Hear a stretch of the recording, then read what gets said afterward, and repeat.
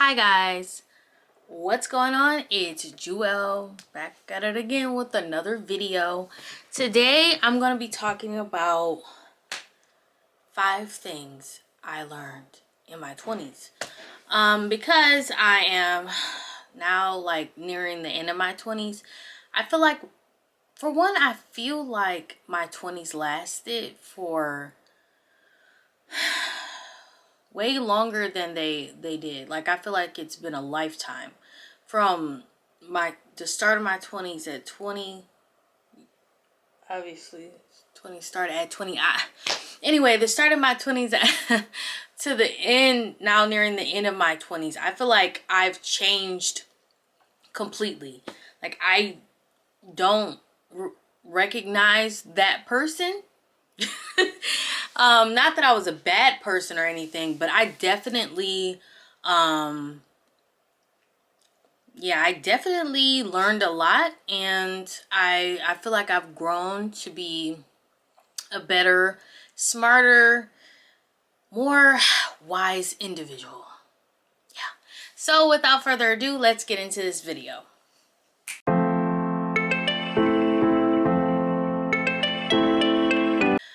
Okay guys, what is the first thing that I've learned in my 20s that if I was telling somebody who was approaching their early 20s, not what to do or what not to do, but just some tips, along the way, because I know, for one, I really did struggle. For one, First, let me get into the first tip. I told y'all the ADHD, it be taking me like from here to here to here. But anyway, no. The first thing that I learned is that with all relationships, whether it's romantic or platonic, you have to find the person that you are compatible with. Okay, this seems like something that is simple, but it's not that simple. Or it wasn't that simple for me. And I've talked to some friends and people, and it's even some discourse going online about certain things, and I just feel like we all have to keep in mind, every time I start doing a video, my phone gets popular. Like, no one texts me, outside of these videos, but as soon as I get to doing something, here comes the phone. But yeah, so anyway, you have to be compatible. Otherwise, things can go haywire. Now, specifically, relationships it's a big, I could probably do a entirely separate video on that. But first, I'm going to focus on platonic relationships. Because I personally experienced situations that were hurtful due to the fact that I am not a neurotypical person. So I guess that can be a second or a subset, because I found out that I'm neurodivergent, which means I think differently, I process things differently. So I was not able to keep up a neurotypical friendship, and I felt like in my early 20s, I felt like I was failing, like I failed all the way through them. But I definitely felt like I failed in that area. And specifically, I had a situation where I was in a long-term friendship with an individual, and I think that individual was a great human being. She was a great friend. I think that I was back then, I didn't understand who I was, and so I couldn't tell you if I was a good friend or a bad friend. But back then, I thought I was like a terrible friend. I could not seem to be able to stay on the phone, like not just with her, but in general. I couldn't stay on the phone for long periods of time. I was always like, I would make an appointment. Like I would say, oh, okay, I'm going to be here this day. Then I would get to that day and be like, no, I can't. I'm just not, I'm not going. Like I'm not. And that was a pattern for me. That was something that I did. Like I would just get to the day and just not be in the right headspace. I need a lot of alone time. And in that situation, I feel like I was villainized and it was a hurtful ending, to be honest. Some people, I've heard the discourse about this. They say if you are the friend that doesn't, you fall off the face of the earth or something when you get depressed or you're anxious and, you're not the person to talk every day or whatever to your friends, then you're a bad friend or you're a flake, or something like that. But what I've learned is you have to just meet the people that are, compatible with you and your lifestyle and your type of friendship. So like if you are a person that, is, and I don't want to use the term high maintenance because I don't think it's high maintenance.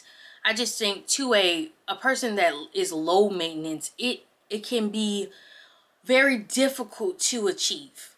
Like the level of friendship that another person requires. So I think high maintenance friendships, for lack of a better word, or people who enjoy talking every day or who wants to like be very close in a way that may seem like it's a bit much for neurodivergent individuals. I think you have to find the friendship that works for you.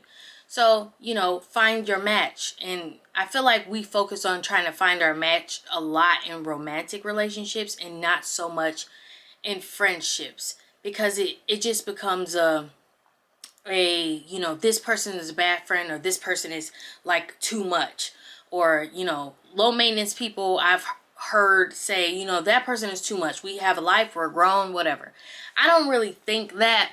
I just think that if it just depends on who you are. I have a best friend that, we we can go without seeing each other for months and we're still best friends. Like it's no bad blood. We know that we're best friends. So it's not something that's like gonna be like if I, planned something and I'm like, oh girl, I can't make it today. I'm tired. She most likely is gonna be like, good, straight. Or if she says I can't make it today, I'm gonna be like, cool. I see you when I see I see you when I see you. Like, because we already have an established relationship and we cool. But you know what? Just find your type, don't, because if you don't, you can get into a situation where somebody demonizes you for either being too much or too less, and that just becomes a strain on the relationship anyway. So you don't want to, that's something to just keep in mind, like especially in your early 20s when you're figuring yourself out. Now let's go to the next thing. Okay. So the next thing that I learned during my early 20s, and this is, you guys, is going to be compiled with story times, because that's kind of how I explain things. So I might have like a little mini story to connect it to, you know what I'm saying, to keep you guys on track. But yeah, the second thing that I learned in my 20s, and I think that more people should keep in mind, is that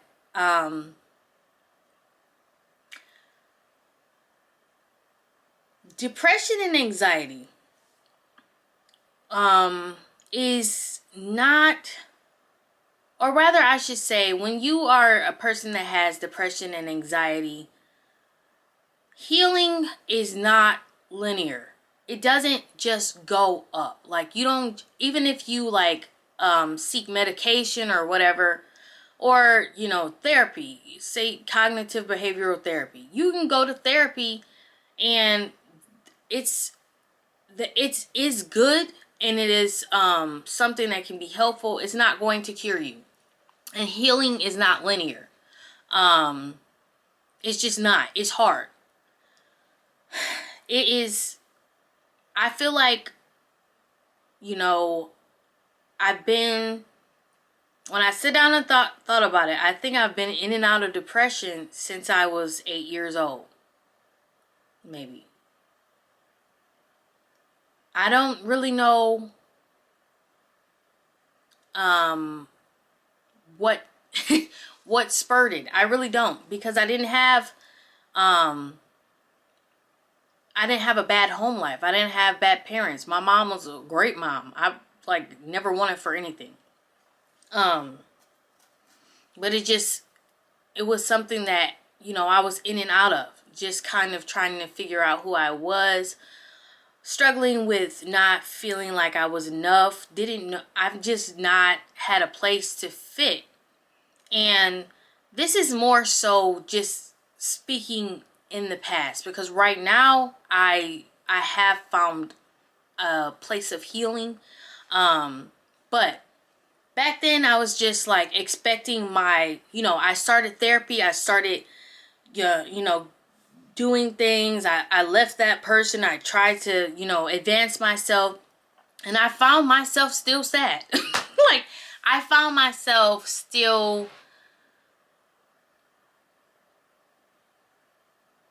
sad.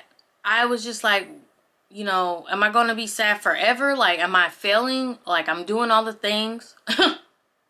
My therapist said do this. I done wrote the list. I done, wrote the journal. But I'm still sad, so why? And I figured out that healing is not linear. And it's not something to harp on.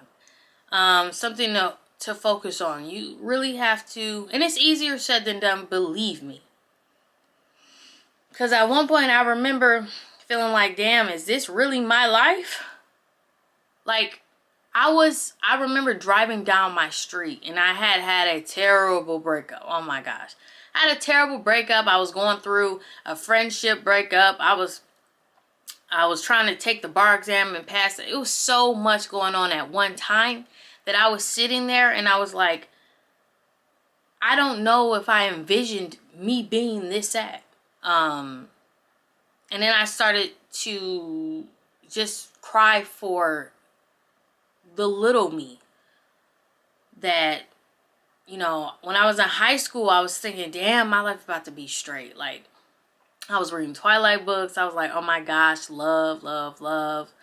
I'm going to have kids. I'm going to get married. I'm going to do all of it. And it just didn't happen that way. And when it didn't happen that way, it broke me. I couldn't believe how evil, some people are really just out here messing with other people's lives and moving on. And it's not, so I want you guys to keep in mind, if you all are going through something, that healing is not linear, but just keep going, because when people say it gets better, it will. Third. Okay, so this one has to do all with romantic relationships. I cannot tell you,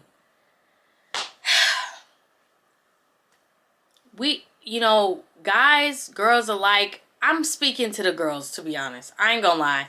I'm speaking to the girls. I do know that all men aren't, whatever, but right now I'm speaking to my girls and my baes. So when I was in high school, I was thinking, I'm gonna fall in love, I'm gonna get married, I'm gonna have kids, I'm gonna do it. I never wanted to date around. I never wanted to have intercourse with more than one person. I literally, when that didn't happen, it killed me. When I tell you it put me on the floor, I was ashamed, because I'm Christian and I had sinned, and I also had the friends around me didn't really, wasn't really helpful in that situation. Just the advice, and not all of my friends, obviously. I got that girl, you know, that one girl, my best, and my sister and my family and stuff. But I was like very focused on getting into a room. Not just getting, like I wasn't just like out, but I was focused on finding a man that would, you know, love me and accept me. Obviously, I'm a child of bullying. That's not obvious. I don't know why I said it was obvious, but I was a victim of bullying like many of us. So, you know, my self-esteem was trash. It wasn't, you know, and I didn't think it was that bad. But now that I look back, when you let some people do things to you that is like very, very, very much beneath you, I think your self-esteem, it may be problematic. It just, I'm sorry, I don't know. You gotta, you know, do some checking. Because I kept telling myself, I don't really have a self-esteem issue. But I clearly did. But yeah, I was so focused. And after, you know, I had this terrible breakup. And then I had some situations that just didn't work out. Where I was like, I just constantly was trying and trying and trying. And then trying to replace a person that I could never replace. I just couldn't. And I was wondering, like, when am I going to get through this? The pain was so deep. Like, I've never felt pain like that. When I think about it now, it's still there. And that's another thing, but I'm going to get to that next. It's there, but it's much better. And it's like, it's not something that will stop me from living, you know.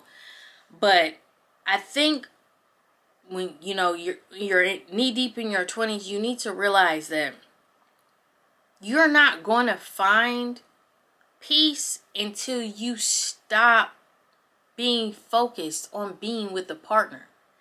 I did not reach true peace. And that literally has just happened within the past year. Until I had so many bad experiences that I had enough.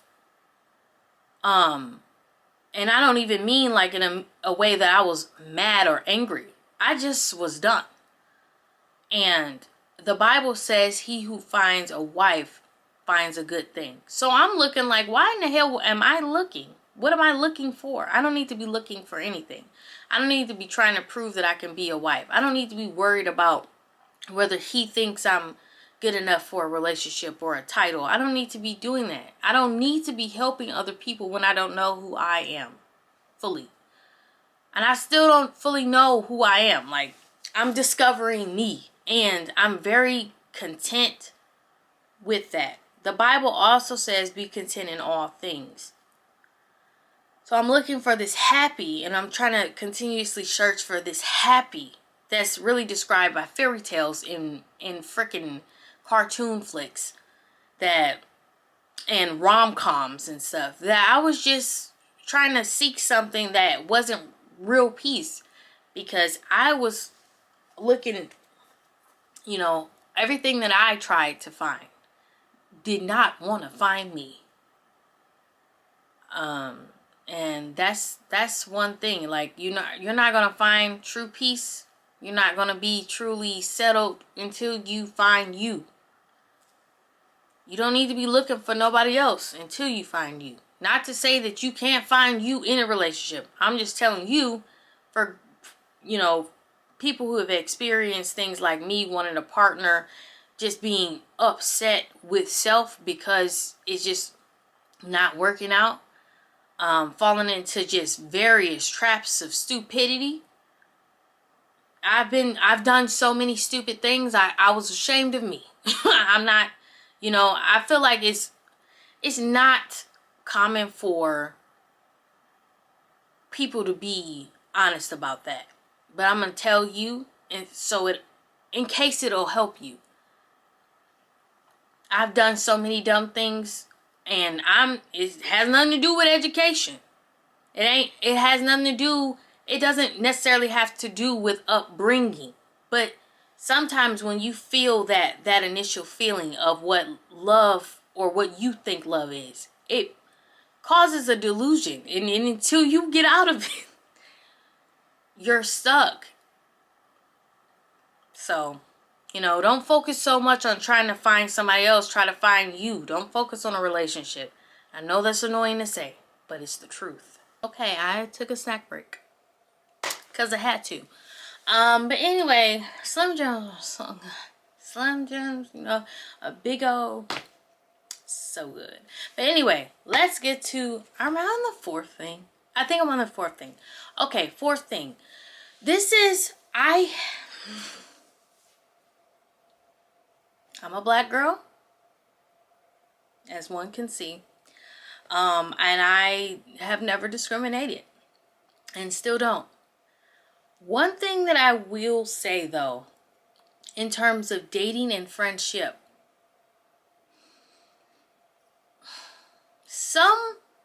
okay, this is going to probably be like twofold. I don't even know. Okay, if you are a liberal Democrat,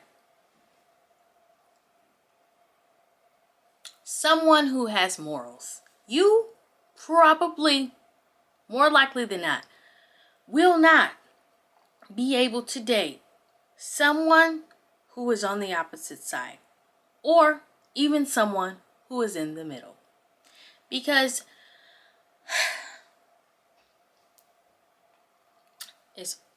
I've dated not so many. My God, I make myself sound like a trollop. Anyway, so I dated this guy who I didn't know that he was a Trump supporter.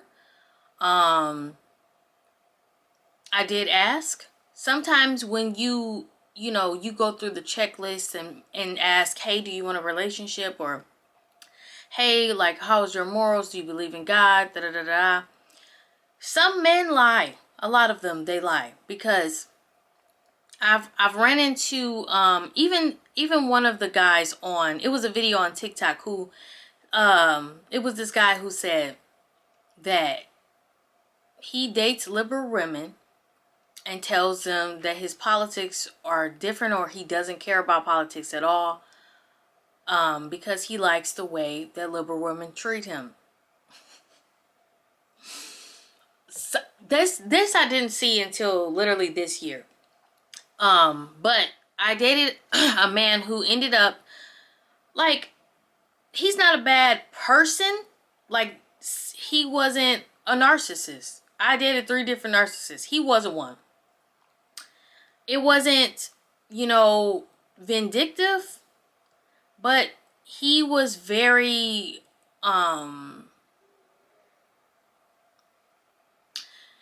dismissive of my experience because, he just didn't get it. He wasn't morally, we weren't on the same path. He didn't really care. He was like one of those people who was an undercover, like, immigrants are taking my job. Or, he even told me to my face that his cousin used to date black men, and he didn't like that solely because the men were black and his cousin was white. And then, it's just things like that. You cannot date someone who says that they don't have any interest in politics. Because at this point, especially in this political climate, you're on one side or you're on the other.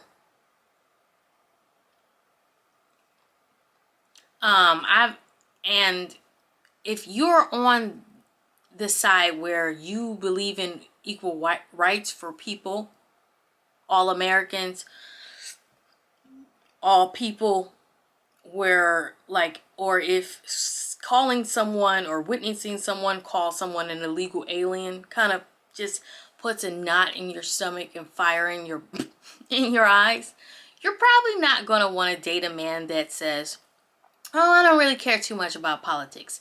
Because best believe halfway through that relationship, he's going to show himself. And then you may be stuck. Oh, you know, he's a good person. Maybe he just doesn't understand. Maybe he's not smart enough. Maybe I need to enlighten him. And then if you're a black girl like me, person of color, you get into like a situation that is only going to be bad for you, and then it will get worse, and it will get worse, and then it will get worse. So you probably want to you know, don't tell all your business to someone. Don't say, oh, I was mind you, I'm on the internet talking about my failed relationships and stuff. But like literally, don't go in telling a guy, hey, you know, giving them your terrible relationship history will not work for you, girl. It ain't gonna work. It won't work. They will use it as a playbook to see what you will take and or pretend to be another person just to, when you're knee deep, you know, turn into an entirely different person, and that will cause a mind fuck. So don't do that. The fifth and last thing that I have that I learned in my 20s, you guys, is a really serious one. Like, and I'm just cautioning, you know, everybody, because I'm about to say something that's, you know, might be a little controversial. But I'm going to say it anyway because I feel like, you know, I care about everyone and I think we all need to know.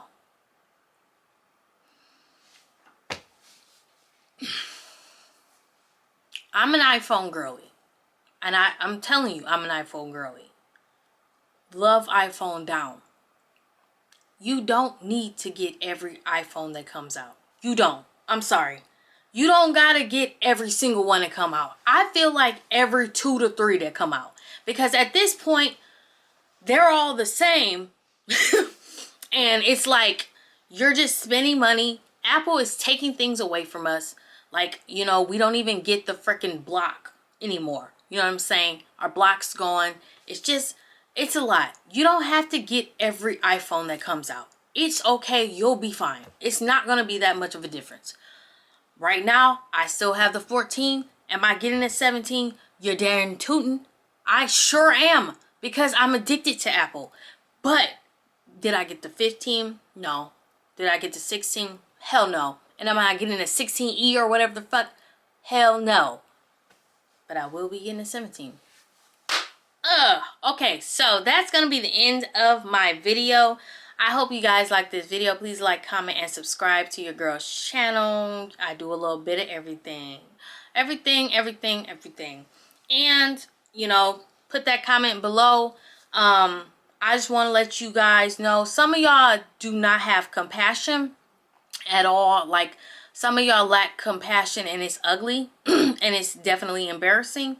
I had this one girl comment on one of my narcissist videos and she tried to come at me or whatever. But this is a channel, just in case somebody makes it this far, this is a channel where I will tell you all the dumb shit that I've done so we can connect in case you were once dumb like me. The prefrontal cortex doesn't develop until 28 or something like that. I heard it. So, you know, especially when you're a good person, shit happens. You know what I'm saying? But this is not for the girlies who are going to be like, oh, I've never experienced that. Oh my God, you need to pick better. Like, this is not the channel for you. And I will only respond in a way that will piss you off. So, like, because that one girl, and mind you, I took a screenshot, hun. That one girl, she deleted her comments the next day. I said, what happened to the comments? You were all bold and everything. What happened to the comments?